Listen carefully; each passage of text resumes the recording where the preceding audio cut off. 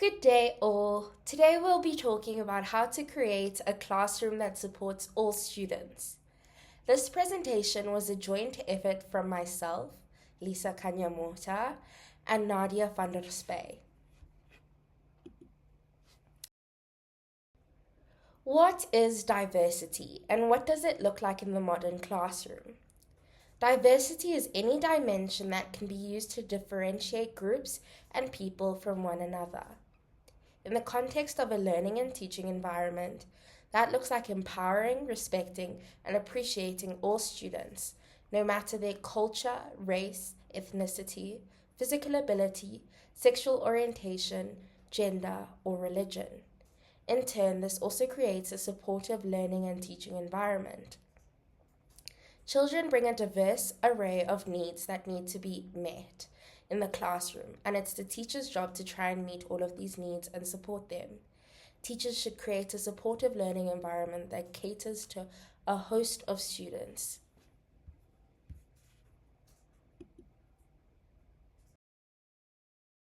An introduction to diversity. Why is it important to implement and encourage diversity in the classroom, more specifically multiculturalism? Well, taking on a culturally responsive approach while fostering inclusion and awareness around multicultural education greatly benefits the students. You create a supportive environment that encourages acceptance and prepares students to thrive in a diverse world. Students will learn to embrace people and cultures that are foreign or different to them.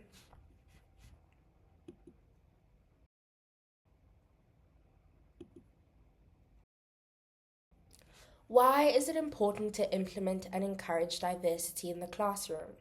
More specifically, varying physical abilities.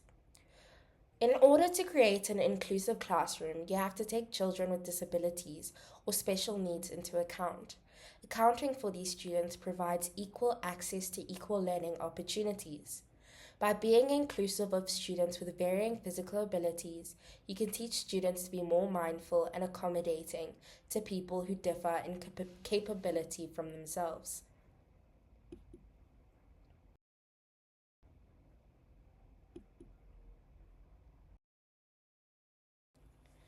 How to create and integrate inclusivity in the classroom to help support all learners. Achieving inclusivity in the classroom requires strategic planning and a multifaceted approach. Integration of inclusivity to meet the diverse array of needs that the students may bring to the classroom. Provided below are a few methods to integrate inclusivity into the classroom. 1. The teacher can create and develop individualized education plans. These formal written plans should be dynamic and personalized roadmaps to equitable education. These plans should reflect each child's unique strengths, needs, and aspirations. 2. The teacher should be fluent in the practice of differentiated teaching, ensuring all students can access and engage with curriculum through varying methods of instruction and used individually or concurrently. 3. Teachers should be fluent in the practice of proactive behavior support, which addresses the challenges before they escalate into barriers for learning.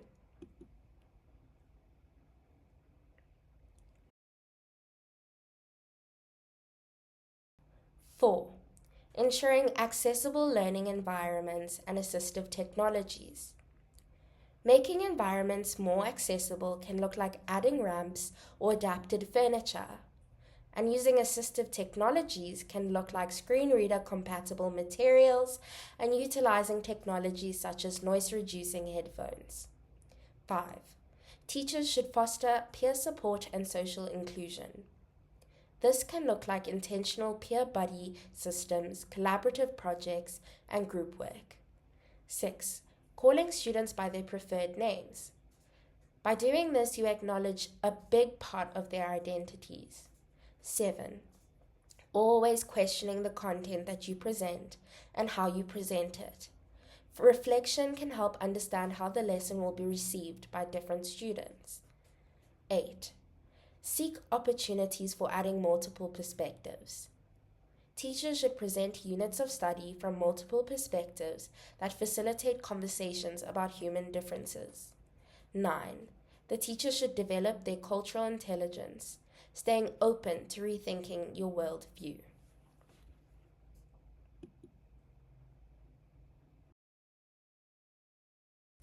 There are many potential hindrances and barriers for creating supportive classroom environments for all students. These are just a few. 1. Inadequate teacher training. Without the pedagogical knowledge about differentiated teaching, a teacher cannot create an inclusive and therefore universally supportive classroom environment. 2. Insufficient resources. This is a massive hindrance in introducing and integrating inclusivity in the classroom. 3. Social stigma and bullying. These lead to lower student participation and lower overall self-esteem. 4. Buildings and infrastructure. Not all schools are accessible to everyone and may make moving around for some students incredibly difficult. Schools need to build facilities that help all students with disability access education. 5. Lack of collaboration among staff. All school personnel must work together to make inclusive education work.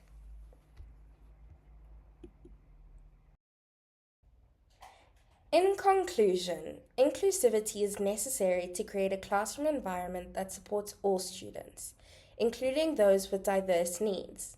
There are a multitude of ways to integrate inclusivity into the classroom to support all students. These pedagogical methods can be used individually or concurrently to best accommodate for the variety of needs that the students bring to the classroom with them. Additionally, teachers need to be mindful of the potential barriers for creating a supportive classroom for all. Therefore, they must get creative at times. Teachers may also have to use their discretion when it comes to what is most conducive for an overall supportive classroom environment. Thanks so much for watching. Linked down below are our references. Check them out if you have the time.